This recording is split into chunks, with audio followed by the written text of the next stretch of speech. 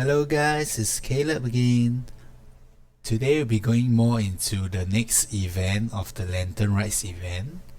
It's called the Theater Mechanicus. Okay, so basically this is a tower defense event. So we'll be starting on tomorrow, I believe in Asia at 10 a.m. It will last all the way for 2 weeks. So, okay. Theater Mechanicus consists of 6 stages. So you have to do the stage progressively. So the difficulty wise is it gets harder for each stage, but the rewards are also scaled up in the difficulties. So basically from this you can see that the first difficulty you get a 1 times, and all the way to the special mode where you get 3 times rewards. Okay, the unlock criteria, you have to do all this, and basically I think there's sort of like a mini event that you have to complete to progress into the later stages. Gameplay overview. Okay, this is the rules. You have to go to Rojin in Liyue Harbor. So is this lady over there, and yeah, this is I believe it's just beside the camera guy. Yeah. Okay, and it costs 1 Shao Lantern to attempt. But it didn't state on how are we going to get the currency. Okay, so basically this is like the overview of the tower defense map itself. So all these like flashy lights line, it shows you how the mobs are coming into the map. Okay, travelers can construct various mechanici or at predetermined positions. So basically all these square tiles on the floor, you can construct all the towers. It states that all the different types of towers here. And okay, for this you can have the resources you have to build the towers are called the Beneficus points. I believe you get a predetermined amount of points at the start of the game. So you can basically choose wherever you want to build, and you can also demolish them to get back partial points of the Beneficus. Okay, you can also do it in co-op. Okay, in co-op, so when you enter a co-op session of the Theater Mechanicus, the max constructible Beneficus Mechanici is a collective limit. So what this means is that for the amount of towers, right? So for example, you in solo mode you can build like maybe 6. So if you do co-op, so maybe 3 each. Yeah, and also each travelers actually have a set amount of Beneficus points to build the towers.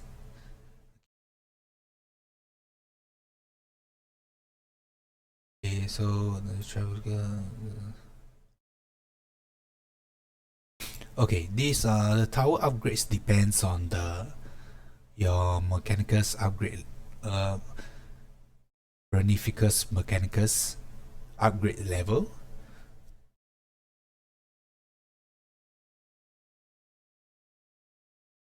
Okay, so this is telling you not to quit halfway, and players gonna.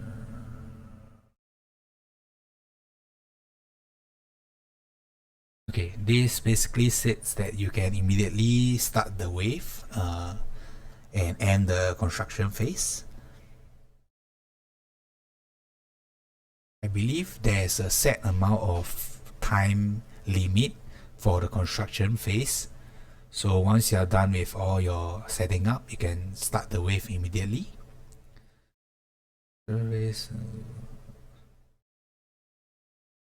Okay, this purple portal is the portal that the monster be coming out from. So their end goal is this blue portal. So try to kill as much of the monster as possible. I believe that the rewards and points you get is determined on the amount of mobs that go through this portal. In the tower defense sense, usually the portal has a life orbs, life points, whatever you call that.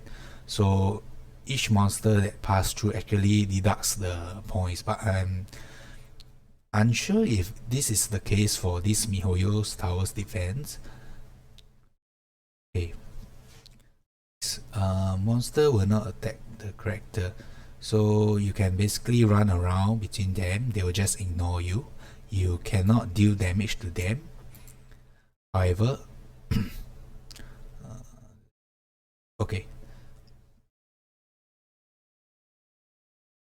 So basically you have to use the effects that the tower generate. You can see there's a cryo effect that slows them down. Okay, this is very important though. Even though you cannot deal damage to the monsters, you can still apply the elemental debuff on them. So if you have a cryo tower setup, maybe you can apply a melt effect. Special feature of each stage to destroy monsters. Okay, there's this wind current thing. Not sure how would it be useful in the tower defense itself. Current wave number and the number of monsters remaining on this wave. Okay, so there's actually a UI that shows the amount of monsters that have escaped and the amount of monsters left. So this 400 is, I believe, is the points that you will gain after completing this wave.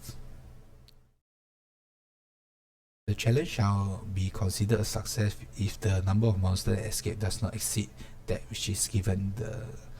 Okay, so from this statement, there's no life bar on the exit portal. So basically, if it states that 25 escape monsters, even if you let 24 go, you'll still complete the stage. Okay, Beneficus signal. This is the rewards you gain, I believe. Yeah, this is what you use to upgrade your towers. So everyone will start up at level 1 of the tower. So after completing, you can upgrade it to level 2, level 3 and be much stronger. Travelers can check the stage feature throughout. Okay, so basically you can see what are the mobs that are coming in, and these are you can see that they also have a tab for challenges. This is like the stasis event where you can see how much you can gain through the event and challenges itself. Mystic Arts. Upon defeating each wave,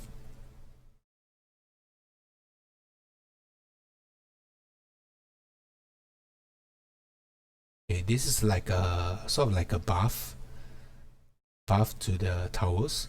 So reduce cost, extra damage, and you can construct one more towers. These are all the currency that you require to sort of like purchase all these buff.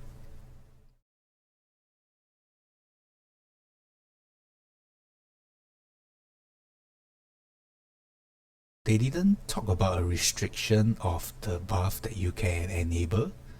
So probably it means that you can actually purchase some of this according to the remaining resources that you have. Next, finalization rules. Players will receive a corresponding amount of beneficus, okay, this is talking about the challenges. So as you can see, there are quite a few of them, and this signal actually accumulates, so for you to upgrade the towers in the next stage.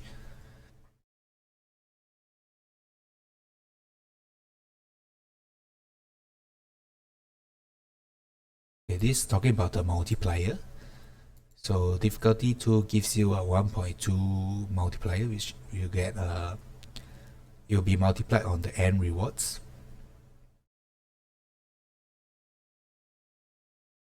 Okay, this is the first difficulty, which there is no multiplier, so you get whatever you get is what you see on the screen. Armory menu. Okay, this is the UI you go to upgrade your towers. Each style of mechanicals possesses its special features. Okay, this is the breakdown of all the towers in game. So we have the hydro, the pyro, the cryo, and the electro, and the animo. Recovery mechanicus. Okay, so we have some sort of like a buff tower also. Interesting, there are quite a few towers to choose from, but I believe there's only a set amount of towers you can place on the map, so do choose wisely and always check the mobs that are coming in to determine the amount of the towers that you want to build.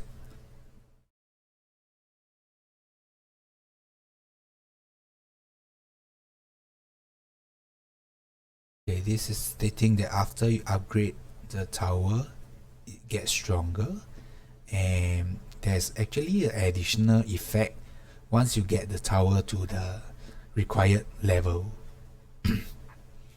Stages. Okay, we can see that there's 7 stages.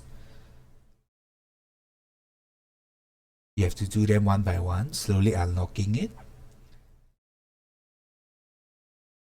Okay, the peace talisman is the sort of like the end rewards for this tower defense event. So what this peace talisman does is that you will have a shell market where you can purchase some of the in-game currency. You can also get one of the 4-star character from Liyue. So yeah. Okay, this is the challenge that you have to do to get all the rewards. Travelers can use peace talisman in the shell markets to exchange for the following rewards: Crown of Insight, a name card, and you can spend 1000 peace talisman to get one of the Liyue 4-star character. Okay, this is pretty much all that it is for the tower defense event. miHoYo has just dropped this I believe today. So if you all want to read through the text, you all can go to the miHoYo official website and you can view this. Also today we will be talking about this new character that's most people are kind of look forward to. Okay, as you guys can see in games, right, the name cards actually gives you a brief summary on the characters in game. So a while back they actually add this Hu Tao name card to the game. So I believe that Hu Tao will be the next 5-star character coming after Keqing. And the reason why miHoYo didn't speak of Hu Tao is because in the Chinese belief, it's actually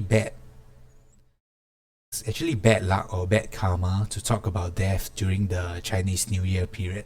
So Hu Tao being a symbol of death itself, so they didn't talk about it much. But I believe close to the end of February, they might go more into Hu Tao. But from the name card itself, we can pretty much predict that she is coming.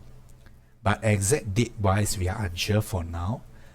It's probably before the 1.4 patch, as we know that 1.4 there's this Mondstadt festival, so likely to be in between 1.3 and 1.4, which is in a few weeks time. Okay, also from Twitter we can see that a user let us bear witness to this historical moment. Seen that a user has posted a short gameplay on Hu Tao itself. Okay, I will just zoom out. Okay, the user said that Keqing is looking fire, but it's Together.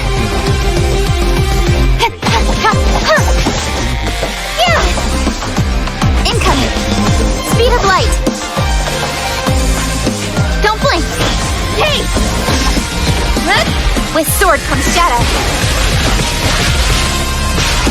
When your heart is set on something, you get... but it's quite surprising. Heart is set on something, you get... When your heart is set on something, you get closer to your goal with each Most of the characters in Genshin, when they do the plunge attack, there's like a small AoE radius, but Hu Tao doesn't have that, so we are unsure of that.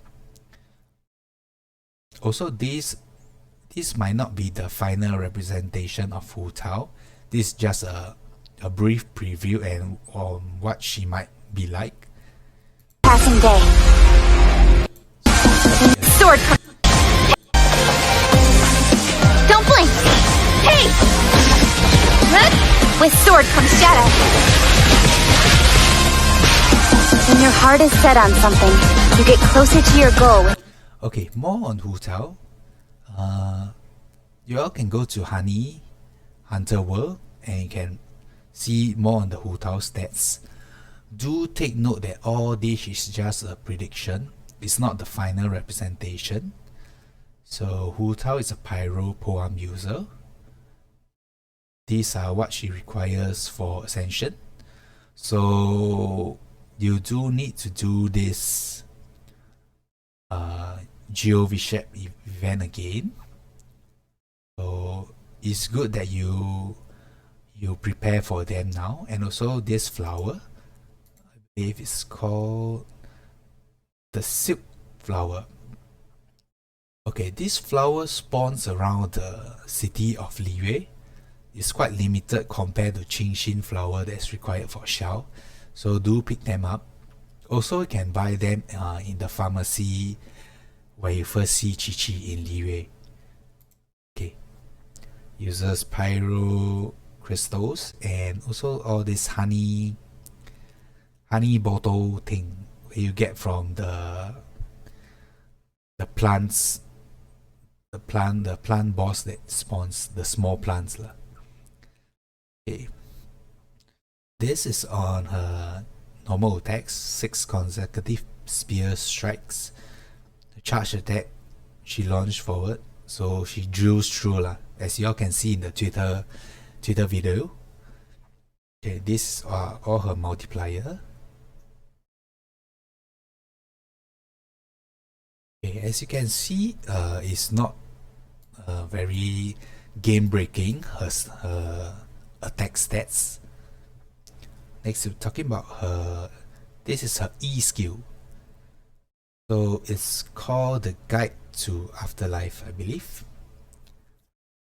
Okay, the effects are increase Hu Tao's attack based on her max HP. So at the point where you cast the E, she actually gains attack buff. So attack bonus gained this way cannot exceed 400% of Hu Tao's base damage. So her base damage being 106, that is quite low compared to the other 5 stars. I believe that's because she has this E that buffs her attack up. So she cannot attack bonus gain this way cannot exceed 400%. So the end attack that she gains from her buff, it cannot exceeding 424 attack points. So 424 is the max amount you can see on the base damage. Converts. Okay, 424 is before taking into point the weapon. So depending on the weapon that you use for her, it might be higher. So converts physical damage to pyro damage. Cannot be overridden by any other elemental infusion. Okay, so like if you put a Chongyuan E, she will still be doing pyro damage. Pyro damage is king in this game, so apparently it cannot be overridden by anything. Okay, charge attacks apply the Blood Blossom effects. So the charge attack where she drills through the enemy. So enemies affected by the Blood Blossom will take pyro damage every 4 seconds. This is a dot effect, so damage over time. Each enemy can be affected by only one block person. Okay, so what this means that is you cannot stack the dot on one particular enemy, and also the duration can only be refreshed by Hu Tao herself. So these dot effects, it works similarly like the pyro debuff you put on like people, like the enemies with shield, where they slowly take damage over time. Paramita Papilio ends when its duration over. Okay, so if Hu Tao is swapped out of the field, she loses her attack buff.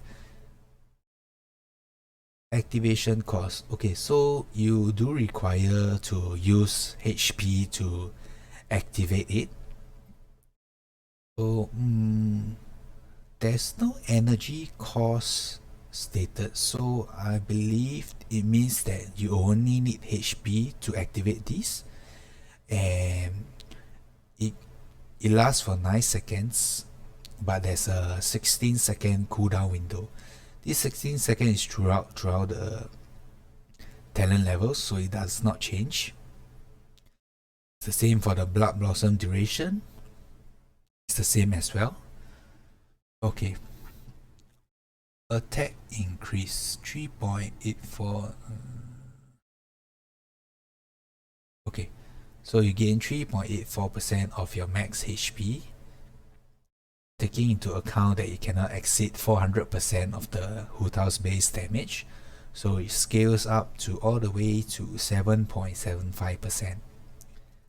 So the Blood Blossom damage also scales up according to the talent levels. So I believe this dot is the enemies take 64% on your attack damage over time for 4 seconds. I believe that's what it says. Okay, next, this is a Q. Spawns a little ghost, looks quite cute. Okay, commands a blazing spirit to attack, dealing pyro damage in a large AoE. Okay, so it's AoE skill. Upon striking the enemy, it regenerates a percentage of Hu Tao's max HP. This effect can be triggered up to 5 times. Okay, so for every hit, it recovers a percentage. So this is like a AoE heal for Hu Tao herself. If Hu Tao HP is below or equal to 50%, her damage and HP regeneration are increased. Okay, so this is like a buff also.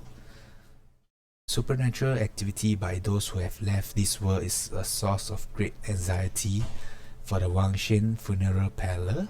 In such cases, cremation always lets Hu Tao find peace of mind. The more anxious you feel, the stronger the flame. This is her Q multipliers. So it starts off with 303.27 skill damage. Okay, so for every hit that the ghost does, actually does this amount. That's quite a big number of damage. low skill. Okay, if you are 50% HP, it actually does close to 75% more damage. Okay, this is the skill HP regeneration, 6.26 max HP. There's no cap on this, so it's not like Bennett's out where you can only heal up to 70%. So I believe with this you can actually heal up to the max HP. It does not state any restriction whatsoever.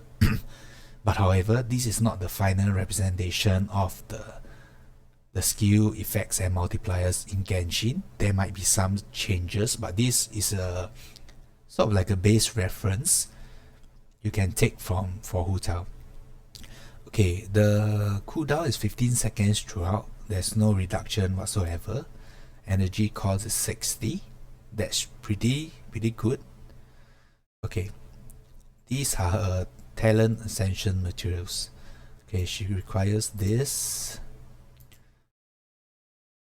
Shut off a foul legacy. Okay, so it's shared by Chao and Diona. Okay, it's good to know. Okay, yeah, so basically you need a lot of these honey materials, and also her talent books should be using diligence. It's shared with Ganyu, so that's the only setback. So because many of you guys who have Ganyu have already upgraded her, so she'll be using diligence as well, as also for Ayaka. But this will be so much more later in the future. Okay, so next we'll be talking about her talents, passive talents. Cooks a dish perfectly. This is the special dish that you can get when you cook a particular dish. Okay, the next, when Paramita Papilio is activated by okay, so what this means is when this buff is over, right? This attack buff is over, the whole party actually gains extra 12% crit rate for 8 seconds, but excluding Hu Tao herself. So from what we can see in this talent, this like okay, basically do this boom E, then we do this, then after that we swap out and to other characters. So after that then we swap back to Hu Tao. So she's not like a stay on the field all the time and kill everyone kind of character. So yeah. Okay, when Hu Tao HP is equal or less than 50%, her pyro damage is increased by 33%. So in order to make full use of this talent, right, you can actually make use of this.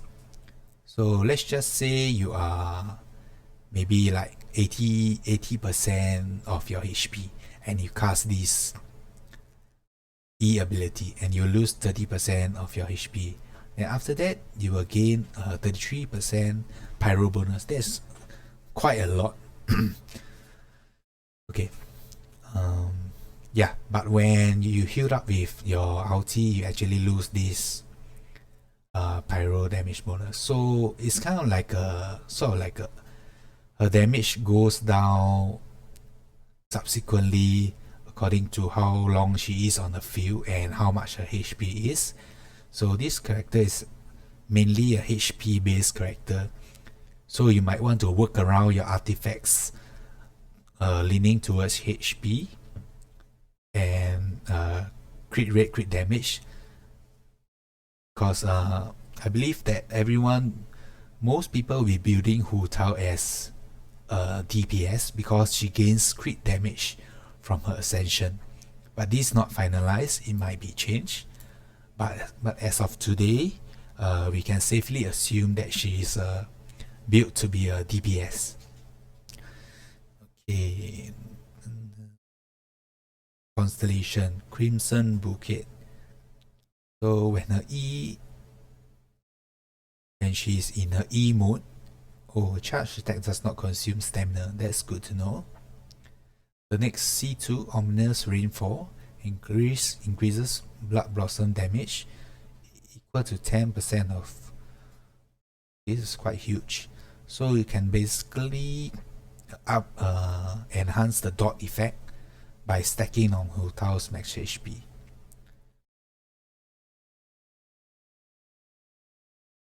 Okay, her ulti will also apply the dot effect. Nice.